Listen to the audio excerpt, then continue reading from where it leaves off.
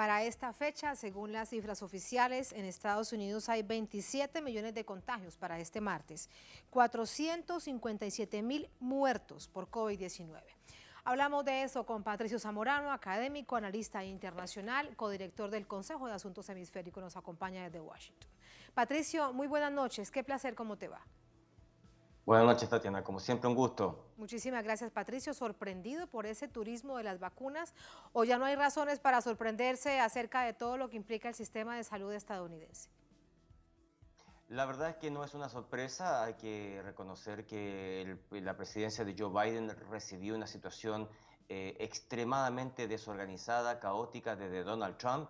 Él mismo señaló que debieron prácticamente comenzar de cero. Había algún cierto avance, pero la estructura federal estaba totalmente inexistente. El propio CDC, que es la organización que ve todo el tema de las epidemias y las enfermedades infecciosas en los Estados Unidos, sus autoridades nuevas señalaron claramente que ni siquiera ellos sabían cuál era la situación de la cantidad exacta de vacunas o los centros en que se podían usar en todo el país para aplicarlas. Entonces ha sido un desastre, la verdad, en las primeras semanas, por lo que hereda Joe Biden, aunque hasta este momento hay que reconocer que Joe Biden está cumpliendo con su promesa, alrededor de unas 30 millones o un poco más de vacunas ya se han distribuido y él había prometido 100 millones en 100 días, así que el promedio va a un poquito más por sobre 1 millón de vacunas diarias. Así que por lo menos ahora se está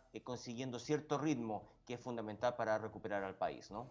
Pero mientras tanto, y ojalá que así sea y que se cumpla esa meta inicial y que se avance con mayor celeridad, teniendo en cuenta que estamos hablando de Estados Unidos. Patricio, lo que de nuevo evidencia es que lo que importa es el mercado. Al final de cuentas, el que más dinero tiene es el que podrá conseguirla y a eso sumarle todo el tráfico de influencias para poder adquirir la vacuna. Así es, cuando pasan este tipo de fenómenos en que hay una demanda altísima y hay una oferta muy limitada, siempre va a haber corrupción. Entonces, en este caso, efectivamente, hay muchos ejemplos dentro de los Estados Unidos y hay muchas polémicas cuando se descubre que ciertos grupos han tenido la vacuna por sobre otros. Por ejemplo, bueno, hay un tema político ahí importante. Muchos de los congresistas de los Estados Unidos ya recibieron la vacuna. Uno que otra persona que nos está viendo podría justificar que es porque son autoridades, otras personas podrían decir por qué no se ponen a la fila como el resto del mundo, ¿no? Yo creo que ambas visiones son válidas, pero efectivamente lo que preocupa es qué va a pasar con el resto del planeta. Estados Unidos es muy centrista en su propia realidad y la verdad es que también hay que recordar, y esos son los llamados que provienen desde la Organización Mundial de la Salud, de que los países desarrollados también piensen en el resto del planeta, que si hay países pobres que no tienen acceso a la vacuna y hay muchos que no van a tener absolutamente nada por meses, quizás por años, si hay gente enferma, todo el mundo está afectado, todo el planeta está afectado. Así que hay otro tema, Tatiana, muy importante para considerar, ¿no? Y otro tema también para considerar dentro del propio Estados Unidos son los indocumentados. Por ejemplo, las personas que se encuentran, los sectores que se encuentran en los estratos, digamos, en las escalas más vulnerables, los indocumentados, los negros, los habitantes de las calles. ¿Qué va a pasar con todas estas personas teniendo en cuenta el nivel de discriminación del propio sistema país?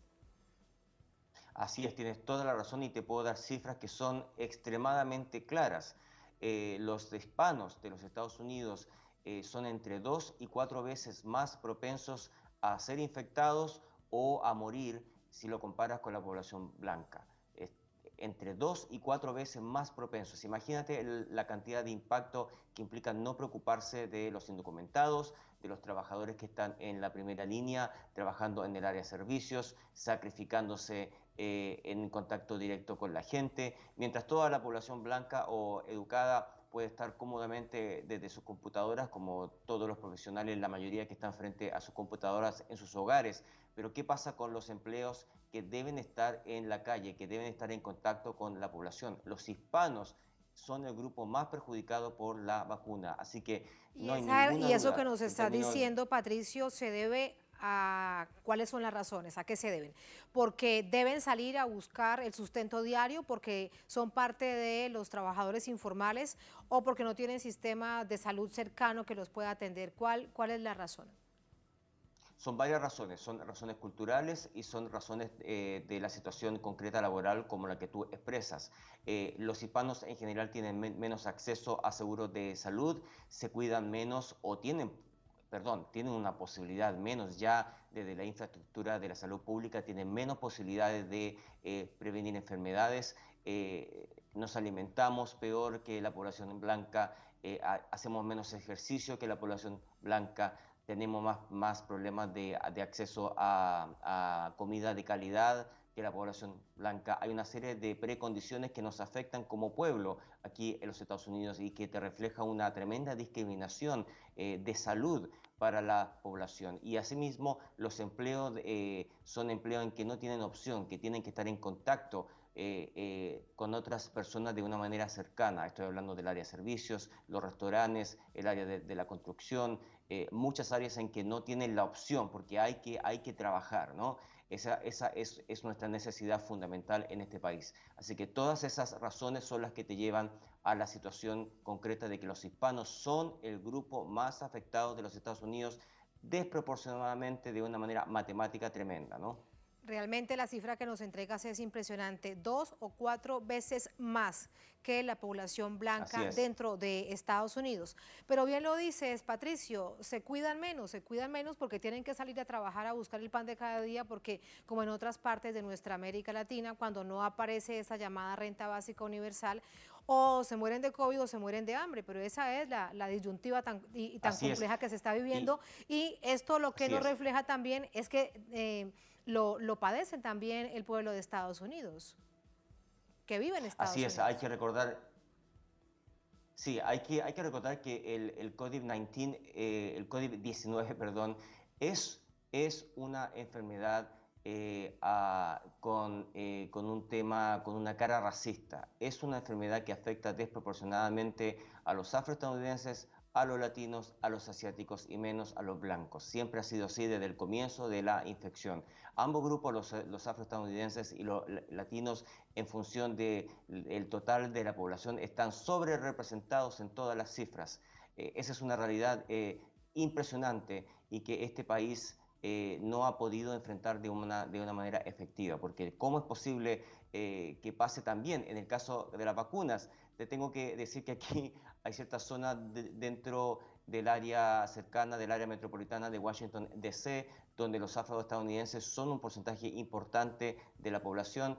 Tú puedes ver la gente que está siendo vacunada en proporción a los estadounidenses son mayoritariamente blancos, cuando los afroestadounidenses no alcanzan a su cifra per cápita. Entonces, incluso en términos de vacuna hay un racismo estructural porque los afroestadounidenses están recibiendo menos vacunas pese a que tienen un alto número en proporción a la población. Entonces, ahí Pero hay un tema sumamente polémico también, ¿no? tremendamente racista, pero ¿cuál es la razón? Es decir, escogen que haya un grupo, a una población blanca para ir a atender, a inmunizar a esa población blanca por sobre la demás población, incluida la negra, Ujú. para tratar de entender, digamos, la radiografía de eso que nos estás diciendo. ¿Cómo se aplica esa discriminación?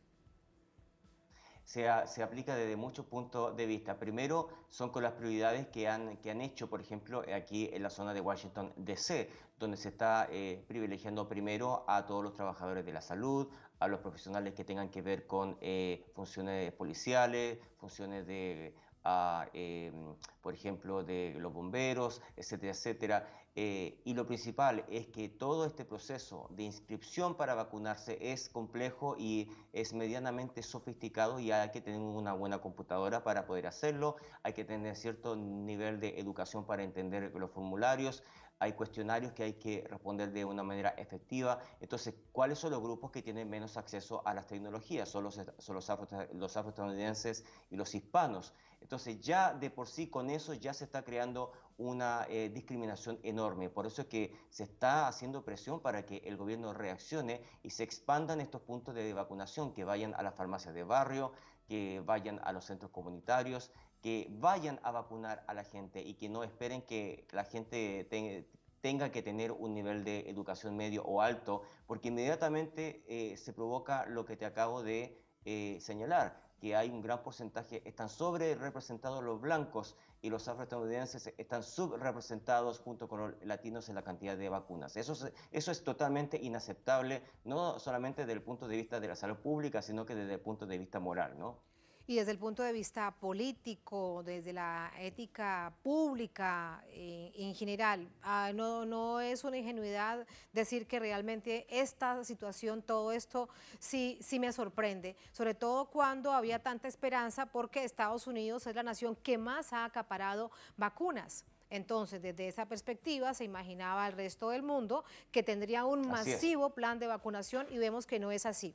Para despedirte, Patricio, debajo de todo esto subyace toda la problemática del sistema de salud de Estados Unidos, un sistema privado que bien lo conocemos. Mientras más tienes, pues mejor te atienden. Menos tienes, pues menos te atienden, incluso te puedes morir. Ese es el sistema del mercado capitalista. ¿Ves alguna probabilidad de que esto realmente comience a cambiar?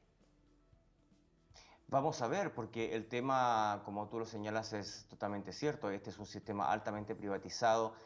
Todavía tenemos a decenas de millones de personas sin seguro médico en el país más rico del mundo. No tiene un seguro universal. Países pobres de nuestra América Morena tienen mejor sistema de con una fracción del presupuesto para el tema sanitario. Hay más protección médica en Cuba, por ejemplo, que ha sido golpeada por 60 años de embargo, que en los Estados Unidos, pese a que la situación es complicada en nuestros países, sufrimos pobreza, sufrimos marginalidad, pero hay ciertos temas fundamentales que tienen que ver con los derechos de la gente, y el derecho a la salud en los Estados Unidos no existe. Aquí es un derivado, y como tú señalas, depende de tus ingresos.